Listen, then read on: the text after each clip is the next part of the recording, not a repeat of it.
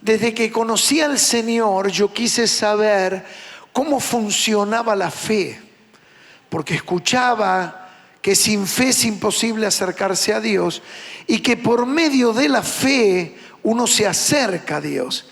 Entonces yo quería saber cómo activar la fe. Y recuerdo haber vivido una experiencia que a mí me marcó al poco tiempo de haber comenzado a ir a la iglesia. Yo había comenzado a ir a la iglesia con un amigo, él se llamaba Sergio, y él regresando de un día del club, al bajar por la puerta de atrás del colectivo, el colectivero arranca, se ve que no lo ve y él cae. Y con el parietal, con esta parte del cráneo, golpea en el borde y queda inconsciente, ¿no? Ahí en el adoquín. Y lo llevan inmediatamente al hospital, era el hospital Argerich. Y claro, yo luego me entero y voy al hospital y estaban los padres en la sala, muy mal, muy preocupados. El padre era ingeniero, un hombre ateo, muy racional. Y claro, yo le dije, ¿cómo está Sergio? Me dice, Sergio está muy mal, están los médicos luchando por su vida, lo entraron a la sala de operaciones y estamos esperando qué pasa. Y yo en mis pocas palabras, porque hacía poco tiempo que me había acercado a la fe, a las cosas de Dios, le dije, bueno, yo voy a pedir oración por él. Y salí del hospital Argerich, hice como unas 15 cuadras y llegué donde estaba la iglesia donde yo iba, ahí en la calle Necochea, era una cantina antigua, convertida en templo de vereda alta, y me acerqué, pero eso era a la mañana, estaba cerrado, la cortina estaba baja, pero de repente, para mí era una casualidad, justo sale el pastor. Y entonces yo lo llamo y le cuento la angustia que tenía y el mal momento que estaba pasando mi amigo, y él me dijo, Dios puede hacer milagros. Y yo le dije, si Dios puede hacer un milagro, ¿será que usted puede orar por Sergio? Y ahí en la vereda hicimos una oración. Para mí era algo totalmente distinto, ¿no? Claro, luego entendí que la Biblia dice, donde hay 2 o 3 reunidos en mi nombre, yo estoy ahí en medio de ellos. Y entonces uno no necesita estar en el templo, puede estar en una estación de servicio, en un hospital, en la calle, en un supermercado, no importa, donde haya alguien que se da cita en el nombre de Jesús, Jesús va a estar ahí. Y esto es fabuloso, ¿no? Es decir, Jesús no se queda acá adentro cuando nos vamos, sino cuando lo invocamos, Él va a estar con nosotros. Hicimos la oración y claro, yo regresé y fui al domicilio de Sergio y ahí encontré a los padres y le pregunté, ¿cómo está Sergio?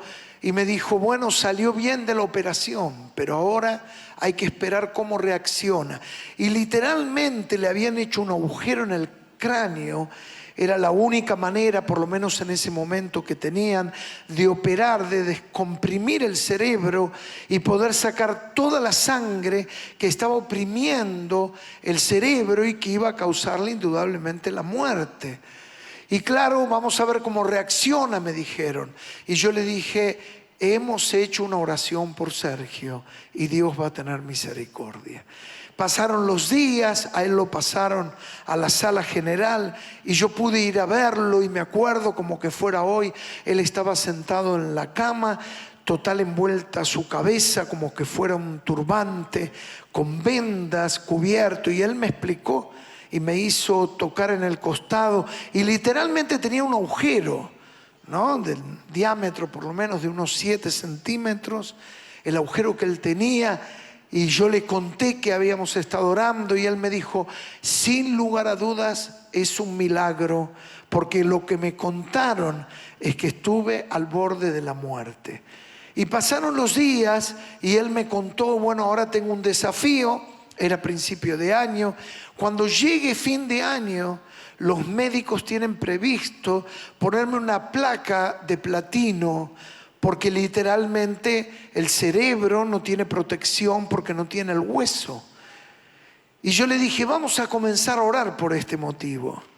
Y él mes a mes tenía sus chequeos, las placas, y claro, algo empezó a pasar, porque el hueso comenzó a crecer de manera tal que los médicos dijeron, no hay necesidad de instalar la placa. Él tendría unos 16 años, más o menos en ese momento, y dijeron, estamos sorprendidos porque por la edad ya el hueso no tendría que tener esta reacción, pero no sabemos por qué, pero el hueso está creciendo, el hueco se está cerrando, no vamos a necesitar poner la placa de platino. Y los dos celebramos que Dios había escuchado la oración. Y claro, en ese primer momento para mí, hace muchos años atrás, esto me ayudó a afirmar la fe, porque el milagro es una señal. ¿Qué es el milagro? Una señal. Porque también a veces uno ora por gente y el milagro no ocurre. Gente que está al borde de la muerte y termina partiendo, y otra gente se sana. Y en realidad uno desconoce por qué unos sí y otros no. Pero lo que sí uno sabe a la luz de la Biblia, que el milagro es una señal para que uno se acerque más a la fe. Ustedes vieron cuando uno va en la ruta y está perdido, no está seguro de la dirección, ¿qué es lo que busca? Busca una señal que puso vialidad para orientarte en tu camino. Y esto es lo que hace el milagro. El milagro afirma el camino de la vida. Y claro, en ese momento a mí me afirmó y yo dije, verdaderamente esto es lo que yo necesito. Voy a seguir buscando a Jesús. Entonces me di cuenta que la fe se activa. Y yo le puse por título a esta charla, ¿cómo funciona la fe? ¿Cuál es el título de la charla? Claro, ahí tenemos en la pantalla los diseñadores, vieron, pusieron un puente, parece Jurassic Park. ¿Cómo funciona la fe? Y esto vamos a ver 3 activadores, 3 consejos para cuidar y entender cómo funciona la fe. En primer lugar, apártate de quienes son negativos y llenos de duda. Esto es muy importante, es muy difícil construir la fe si yo me rodeo de personas negativas, que a todo le encuentran un pelo, que siempre están del lado de lo que falta. Y viven diciendo, claro, pero mira que es difícil, pero no se va a dar. Y viven aplacando el deseo de la fe que quiere crecer. No podemos despertar nuestra fe si nos rodeamos de gente negativa. ¿De gente cómo? Claro, no se puede despertar, porque cada vez que uno quiere tomar coraje, hay alguien que te pincha el globo. Yo digo, hay personas bomberos que cada vez que hay un fuego lo terminan apagando. Es por eso que uno debe de proteger la fe. Cuando María, en su condición de virgen, recibe la anunciación que en su vientre van a ser el Salvador, me impactó siempre, lo subrayé. Dice que ella guardaba todas estas cosas en su corazón. El ángel le dijo que ella en su vientre iba a ser el Mesías. Todos conocen la historia, que estaba por desposarse con José, pero todavía no lo había conocido en intimidad, es decir, no había tenido relaciones sexuales. Entonces imagínense ustedes que ella saliera a la calle y dijera, estoy embarazada, y le preguntaran, ¿y quién es el Padre? El Espíritu Santo. Pero tómatela, el Espíritu Santo. ¿Quién es el flaco? ¿Verdad o no? Ella lo guardaba, Porque la fe es algo que uno lo tiene que guardar. Porque van a decir, te volviste loco. ¿Cómo que orando va a pasar esto? ¿Cómo que orando Dios te va a abrir una puerta? Claro, la mecánica de la fe, el funcionamiento de la fe, es locura cuando uno no cree. Por eso Pablo dice que la cruz es locura para los que se pierden. Como capaz lo era para vos y lo era para mí antes de conocer a Jesús. Uno decía, están locos. ¿Cuántos decían así? A ver, sean sinceros. Total, ya pasó. Te hablaban y vos decías, pero yo ni loco. ¿Vos qué pensás? Que yo soy un gil. Voy a ir ahí te sacan la plata. Yo no creo nada. Y miren dónde está este gil ahora. Claro, es que uno se creía un vivo bárbaro. ¿Cuántos se creían vivos? Hasta que nos encontramos con un vivo mayor. Y ese vivo es Jesucristo, el Hijo del Dios viviente. Gloria a Dios. Pablo le dice en la segunda carta a Timoteo, hablando de los hombres de los últimos tiempos, dice, tendrán apariencia de piedad, pero negarán la eficacia de ella, y advierte, a esto se evita. Es decir, vos venís por una vereda y cuando lo ves venir, cruzate a la otra.